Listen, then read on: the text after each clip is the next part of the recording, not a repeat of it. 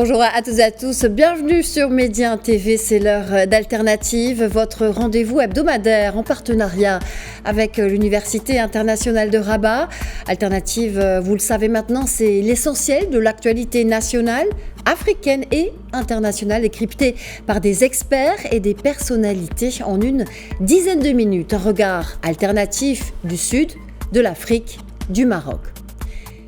Il est beau le jour où l'on rentre chez soi après une trop longue absence. Il est beau le jour où l'on porte son cœur vers le foyer aimé. L'Afrique est mon continent et ma maison. Je rentre enfin chez moi et vous retrouve avec bonheur. Vous m'avez tous manqué. C'est en ces termes que Sa Majesté le roi Mohammed VI a commencé son discours le 31 janvier 2017 devant le 28e sommet de l'Union africaine à Addis Abeba. Une date qui marque le retour officiel du Royaume du Maroc dans sa famille africaine. Une date à marquer d'une pierre blanche puisqu'il a permis de recentrer l'action du Maroc sur le continent. Et là encore, je cite le souverain, ce retour a permis de mettre en évidence combien l'Afrique est indispensable au Maroc et combien le Maroc est indispensable à l'Afrique. Alors, 7 ans après, quel bilan faire de cette relation entre Rabat et l'Union africaine? Une relation séculaire, naturelle aussi, on l'a vu, mais surtout névralgique en matière de co-développement et de contribution à la paix et sécurité continentale, à l'heure où l'Afrique est en passe de se réapproprier sa souveraineté décisionnelle en la matière. Et pour en parler, nous allons aujourd'hui à Dakar où nous attend mon invité, Monsieur Moubarak Lo, président de l'Institut Émergence. Bonjour à vous et merci d'avoir accepté notre invitation. Oui, bonjour Naja et bonjour aux téléspectateurs et téléspectatrices. 31 janvier 2017, 31 janvier 2024. Ça fait 7 ans maintenant que le Royaume du Maroc est de retour dans sa famille africaine. Quel bilan faire de l'action du Royaume au sein de l'Union africaine aujourd'hui, Moubarak Lo? Bon, je pense que le Maroc a repris sa place, parce que n'oubliez pas qu'au moment de l'indépendance, quand il s'agissait de voir qu'est-ce qu'on devait faire de l'Afrique, est-ce qu'on devait créer une fédération des États-Unis d'Afrique ou que chaque pays aille à l'indépendance de manière séparée, le Maroc animait ce qu'on appelait le groupe de Casablanca, qui était le groupe le plus offensif et qui demandait à ce qu'on ait l'intégration la plus avancée possible. Donc c'était également défendu par le président du Ghana de l'époque, Nkrumah. Et en face, il y avait ce qu'on appelait le groupe de Monrovia, qui était beaucoup plus timoré par rapport à cette ambition d'intégration africaine. On a trouvé une synthèse, donc ça a abouti à la création de l'Organisation de l'Unité africaine, qui a fonctionné pendant une trentaine d'années, qui a eu des résultats, mais qui également a eu des limites en termes de développement économique. C'est ça qui a fait qu'on a créé l'Union africaine. Et l'Union africaine aujourd'hui est beaucoup plus déterminée dans l'intégration économique, sociale et culturelle et environnementale du continent. C'est dans ce sens d'ailleurs que l'Union africaine a défini l'agenda 63. Le Maroc est revenu et de manière éclatante. Le discours de Sa Majesté le roi Mohammed VI a fixé le cap et depuis lors, le Maroc n'a pas arrêté de tenir sa place. C'est l'un des plus grands contributeurs de l'Union africaine. Ensuite, le Maroc participe aussi aux missions de paix pour maintenir la paix dans les différentes régions du continent. Le Maroc aussi prend beaucoup d'initiatives. Vous avez vu récemment l'initiative sur l'Atlantique pour avoir Exactement. les États J'allais les revenir États dessus. africains au bout de l'Atlantique.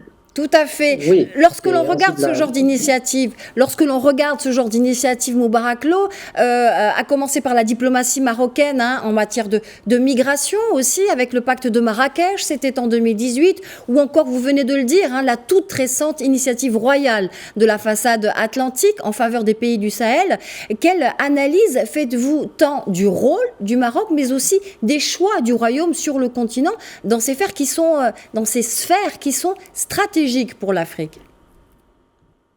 Vous savez, la philosophie de l'intégration africaine, c'est le donner et le recevoir. Et donc, chaque pays doit amener dans la corbeille de l'Union africaine ce qu'il a de mieux.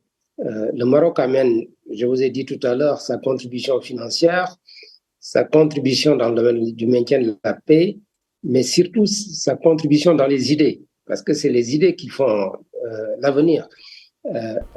On n'a pas mentionné le gazoduc qui va quitter le Nigeria, traverser beaucoup de pays de l'Afrique de l'Ouest et arriver au Maroc pour pouvoir demain même continuer sur l'Europe.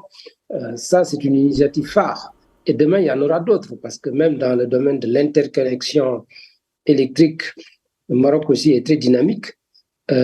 Aujourd'hui, il y a tout le projet qui est fait à Dakhla est tourné principalement à servir l'Afrique. Donc, à partir de là, de connecter davantage le royaume à travers les infrastructures maritimes d'abord, mais demain routières déjà, mais surtout ferroviaires. On doit pouvoir avoir une ligne ferroviaire qui quitte Tanger et qui arrive à Lagos demain.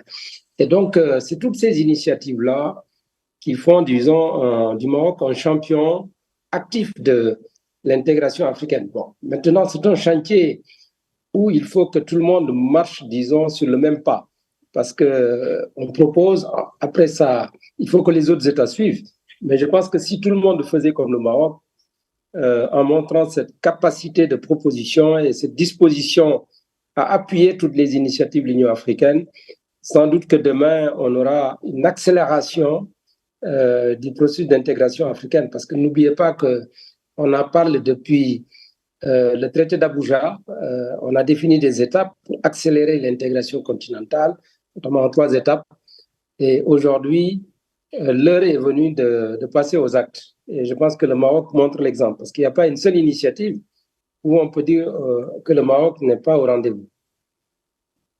Alors, vous parlez d'accélération, justement, d'intégration régionale. Vous dites que le Maroc est un des pionniers de cette intégration régionale, l'un des principaux contributeurs, que ce soit tant sur le plan financier que sur les autres plans. Alors, il y a un autre enjeu majeur au sein de l'UA qui est celui de la réforme de l'organisation panafricaine qui est en marche. En quoi le Maroc contribue-t-il à cette mise en place de la réforme qui est importante et qui doit se faire dans les mois et les années qui viennent pour tout le continent? Bon, sur la réforme, disons, l'aspect le plus important de la réforme, c'est que l'Afrique finance l'Afrique. Et d'ailleurs, si vous regardez le discours de Sa Majesté donc en 2017, quand le Maroc revenait, en 2017, quand le Maroc revenait, il a indiqué que l'Afrique doit aider l'Afrique. Donc, il y a cet aspect de souveraineté africaine. Donc, l'Afrique doit se prendre en charge, parce que vous ne pouvez pas avoir des ambitions de peser au niveau international, mais de devoir tendre la main, parce que c'est un peu contradictoire. Et donc, aujourd'hui, il faut d'abord que chaque pays essaye, dans le cadre même de son processus budgétaire, de pouvoir de plus en plus se prendre en charge avec la mobilisation des ressources intérieures, mais également disons la mobilisation des ressources sur les marchés financiers, parce que c'est des marchés très ouverts, non seulement au niveau national, régional, mais même mondial. L'important, c'est de capter ces financements qui sont disponibles, notamment privés. Mais au niveau de l'Union africaine aussi, aujourd'hui, on parle de paix, de missions de paix, mais pour l'essentiel, les fonds viennent de l'extérieur. Et donc, vous ne pouvez pas dire que vous allez maîtriser votre destin et devoir tendre la main pour assurer la sécurité et la paix sur le continent. Bon, il y a aussi la réforme de la gouvernance. Comment faire pour qu'on évolue beaucoup plus vite dans la prise en charge des problèmes d'intérêt commun.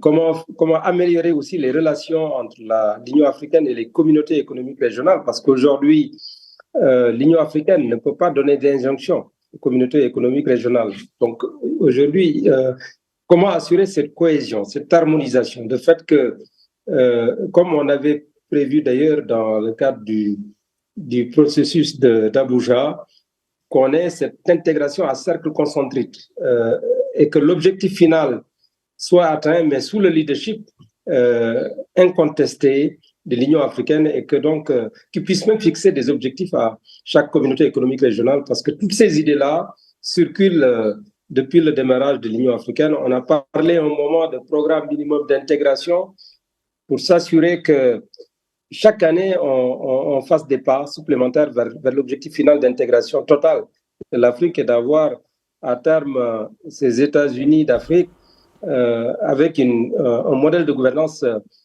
qui ferait un consensus et qui fonctionnerait soit selon le modèle canadien ou le modèle américain ou un autre modèle à inventer en Afrique.